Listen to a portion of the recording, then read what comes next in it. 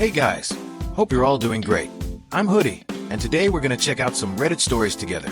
And if you enjoy listening to Reddit stories, don't forget to like, subscribe, and turn on notifications. The subreddit, Am I the Asshole?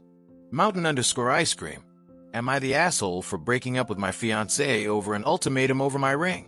For context, I, 34 female, was married before to my childhood sweetheart. We started dating at 16 and got married at 20. He passed away when we were 25, and I haven't dated anyone until 2 years ago when I met my ex-fiance, 38 male. Let's call him Matthew, for the sake of the post. I told him about my late husband and made it clear for me his family were still my family, and that I visit the cemetery at least twice a month to clean and stuff. He agreed, and after he proposed, he wanted to go to the cemetery with me to pay his respects. Anyway, I still wore my wedding ring until my fiancé proposed, and to be honest, I wasn't ready to part with my ring, and I was talking about it with my mill, and she gave me a gold necklace and told me to put my wedding ring there, and I did. I was very happy with my new necklace, and when I got home, Matthew realized I only have his engaged ring on me, and was very happy and said, "Finally decided to get rid of the other one?" And I said, of course not, and show him the necklace. He just changed the subject. Fast forward 10 days ago. I was going to wash my hair, so I take off the necklace and put it on the nightstand. After I got out of the bathroom, I realized Matthew wasn't home anymore, but I thought he went on a walk or the supermarket or something. When I dried all my hair, I went to sleep. The next morning, I tried to put on my necklace back, but couldn't find it. I panicked and started crying. I made a mess everywhere trying to find it. I called Matthew, and he didn't answer. I left voicemails, and after 2 hours, he came home and found me crying and our apartment a mess. He asked what happened, and I told him I lost my ring. He helped me look for it, and after a while he told me we'd eventually find it and made me some tea to calm me down. Well, Matthew's mom called me last Wednesday and asked if she could come to visit. I said yes. After some small talk, she got quiet and then said, "I came here to return something, but you must not tell Matthew about it." Then she took my ring out of her purse and handed it to me. I once again started sobbing holding my ring, and she just consoled me after I calmed down a bit. She said Matthew went to her house a couple days ago and asked if he could keep something at her house because it was a surprise and he didn't want her to find out, and she said yes, and to put it in her drawer with her things. Later, when she went to look for her reading glasses in the drawer, she saw a little box and got curious and opened it. She said she immediately recognized my ring because it's unique, and I showed her before, so she grabbed it and came to find me. She said she doesn't understand why he did that or what he wanted to do with the ring, but she knew is not right, and I'd be devastated. She asked me not to tell him. She gave me my ring back and said she'd support me whatever I wanted to do. I didn't even have to think about it. I packed all my shit and went to my mom's house. I blocked him everywhere, and I thought about leaving a note or something, but I didn't think he deserves it after what he did. I only left his ring behind and leave. I've been at my mom's since she lives in another city. Matthew's been trying to contact me ever since, calling every single person he knows has my number, including my mom. My mom and my brother are full on my side and told him they don't know about me, but my friends are pressuring me into talking to him, but none of them know what he did. I'm planning on changing my phone number or something because I can't handle it anymore. My mill told me to go stay with her for a while because my ex would most likely come to look for me at my mom's or brother's. I think I'll do that because I feel so tired, but at the same time, I'm started questioning if I handle it the right way or if I was being immature or something. No, OP, absolutely not. You did the right thing. This isn't something small or forgivable.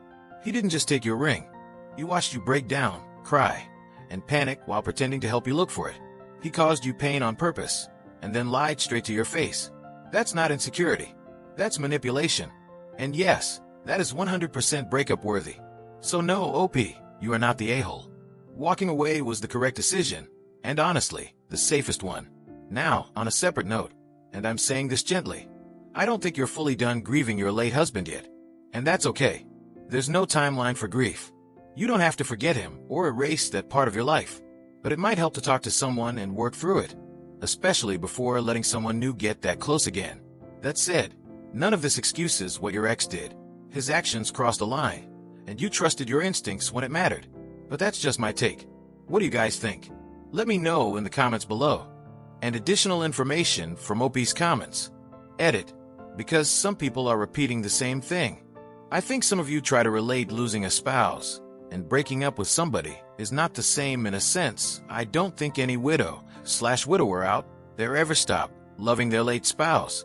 Do I need therapy? Maybe, but don't we all? And for people who think I never gave Matthew his place, I'll leave this here. I talked to him and told him to talk to me if something bothers him. When we moved in together, he asked me if I could not bring all the pictures I had with my late husband, and I agreed. He asked if I could visit the cemetery less frequently, and I did. He never asked me to take my ring off, and when I showed him the ring and the little chain, he said, "Okay, 5 minutes crafts," and said, "It's actually cute as a pendant." I don't know what else he wanted from me. I never dismissed or ridiculed any of his concerns or feelings. I was always willing to talk openly about anything. If he decided not to talk to me about it, there's not really anything I can do. Well, the community agrees OP definitely needs to get away from Matthew, and maybe she does need to look into therapy. So, now let's move on to the update to see how the story ends. I wanted to clarify some things before giving the update. First, I miswrote the title the first time, but I'm pretty sure I can't change it for the update, so it stays like this. For the people saying I don't love my ex-fiance and that I didn't get over my late husband, I don't think you people know how a dead spouse work. He's not an ex, we didn't separate. Do you get over it after a parent or another loved one passed? And those saying I wasn't ready, maybe, but things already happened, and I was always honest and willing to compromise with him if he decided he wasn't okay with things. He should have left or talked to me about it like adults. I first of all contacted all of my friends and told them what happened. They were obviously shocked, and the majority of them backed off. After that, I sent a text to everyone that said, "I didn't want to talk about this, but since everyone needs to meddle, I'll do it." Matthew decided to steal my ring and hide it from me, and when he saw how distressed and heartbroken I was, instead of coming clean, he helped me look for it, and that told me everything I needed to know about him.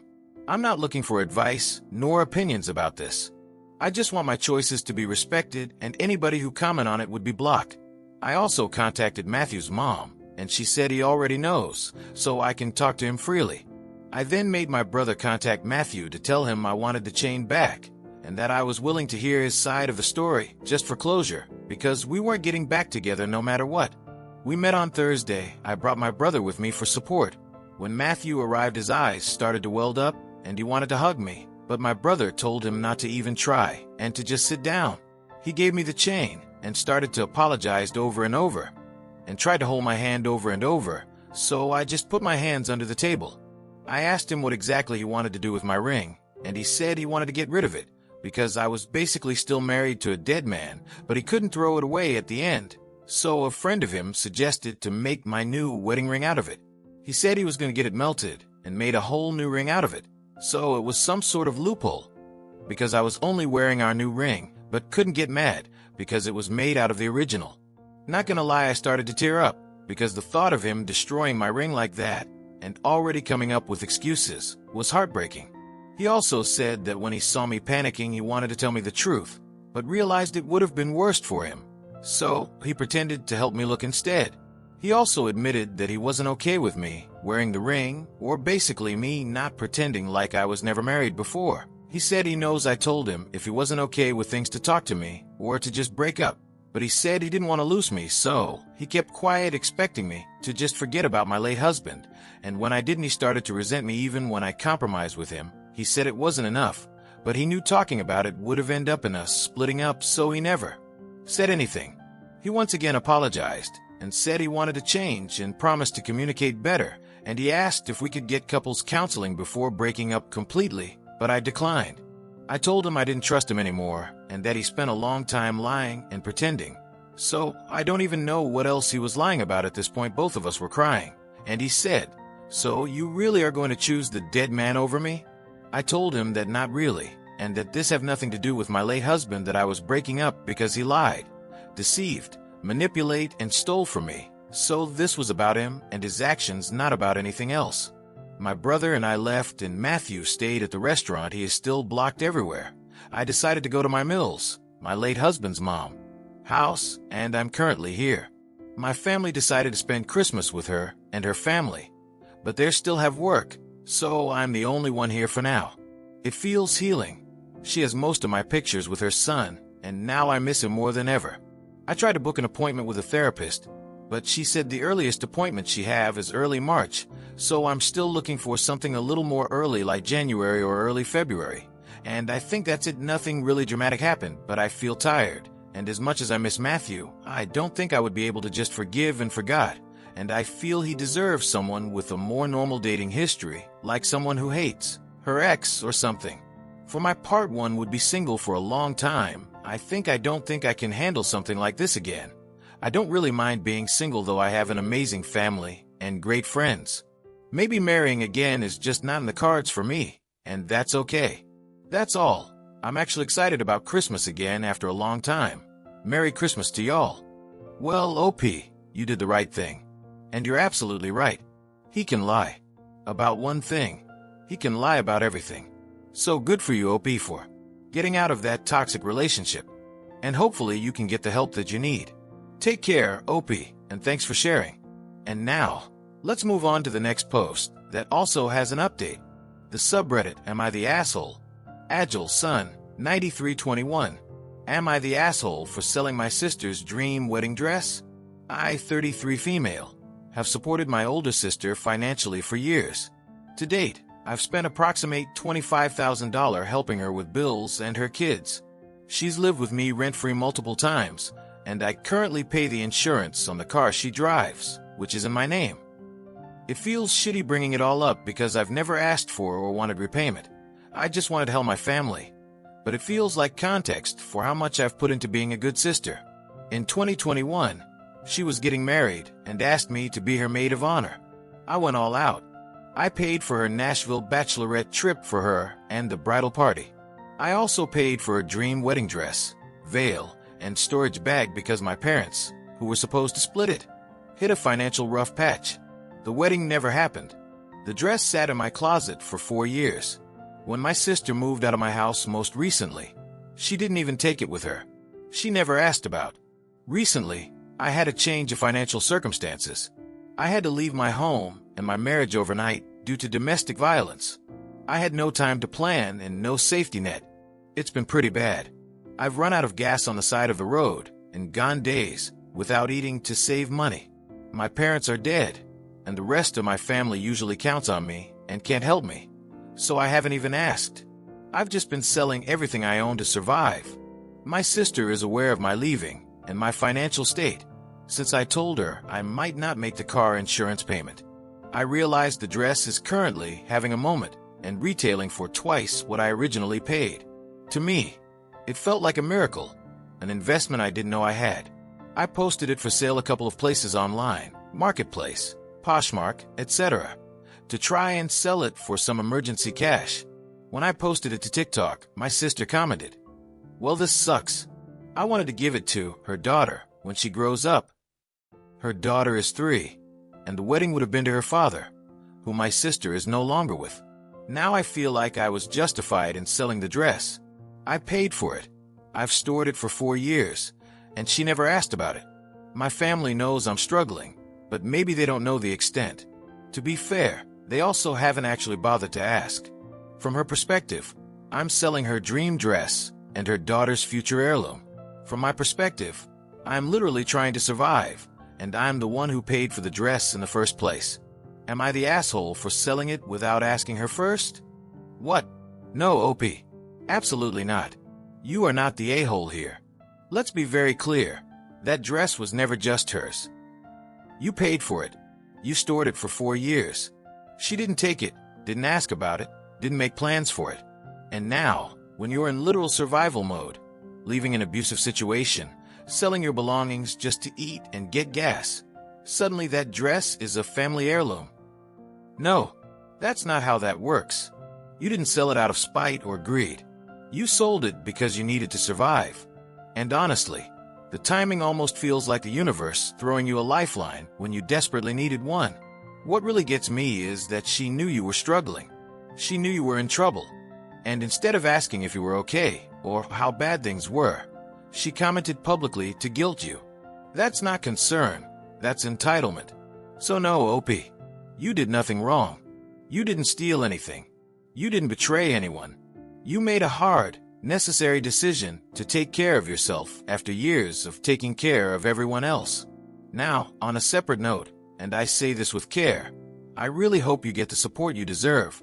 You've been the safety net for so long, and it's heartbreaking that when you finally needed one, there was no one there to catch you. But that doesn't make you selfish. It makes you human. What do you guys think? Let me know in the comments. Now let's move on to the update to see how this story ends. Wow, you guys have had a lot to say on this, and I appreciate it so much. Especially all the help, support, and validation that has helped me realize some things. I especially want to thank everyone who reached out with resources for work, food banks, and victim assistance. It means more than I can say. I also wanted to let everyone know that I'm currently in therapy. I'm in a safe place, and I am doing my everything I can to start over. Answer questions. No, I didn't ask my sister if I could sell the dress. But there's a reason for that. She hadn't answered my calls, texts, or Facebook messages for several weeks before I listed it. I had reached out to her multiple times, even offering her a chance to come say goodbye to my senior dog, who I have to let rest this coming week. I also asked her for information on a job she used to have to see if they were hiring. I have unanswered messages going back 3 weeks before listing the dress. The circumstances of her leaving my house the last time were not dire ones. She had been living rent-free with me, and when our parents died, she stayed in their old house for free until it had to be sold. My parents had a lot of debt, and the house was in foreclosure and had to be sold. At that point, another family member and I actually paid for her to get her own apartment with her kids. She took almost everything she owned, but she left that dress behind in a closet of one of the rooms she stayed in my house. She also left behind a huge mess, having trashed my house before she left. We had to rent a U-Haul to get all the trash out, and I needed to get professional cleaning solutions for the unsanitary things I found. As I'm writing this for the first time in my life, I think I'm just angry. I'm finally realizing how much I've done for my family, only to see that not a single one of them even checked on me. They knew I was out of gas and had no money. They knew my husband was abusive. They knew he tried to run me off the road with his car, and that's why I finally fled, and not one of them cared. Thank you all for opening my eyes to the excuses I've been making for people who are, frankly, just selfish. I promised my parents before they passed that I would always take care of my sister and brothers, and I have tried so hard to keep that promise. But I'm done. I have to take care of myself now. I'm going no contact with my family and healing myself. Reading this update, it finally clicks why the dress was never really the issue. What hurts the most here is realizing how alone she actually was. She reached out. She asked for help. She wasn't even asking for money, just answers, support, a sign that someone cared. And she got silence. Over and over again. The anger she's feeling now feels earned. It's the kind of anger that comes after years of making excuses for people who never showed up for you. When you finally stop saying they didn't mean it and start admitting they just didn't care. Knowing they were aware of the abuse, of how dangerous things had gotten, and still did nothing, that's devastating. That kind of neglect stays with you. It changes how you see family, loyalty, and the promises you've been breaking yourself to keep. Going no contact doesn't feel extreme here. It feels like the first real act of self-preservation she's made in a long time. Not out of spite, but exhaustion. The kind that comes from giving and giving until there's nothing left. This update doesn't sound like someone giving up. It sounds like someone finally choosing to live. And honestly, after everything she's been through, that choice feels long overdue. Alright everyone, which story got you fired up the most? Drop your thoughts in the comments below. As always, thank you for spending your time with me. Your support genuinely means the world. Take care, much love, and I'll see you in the next one.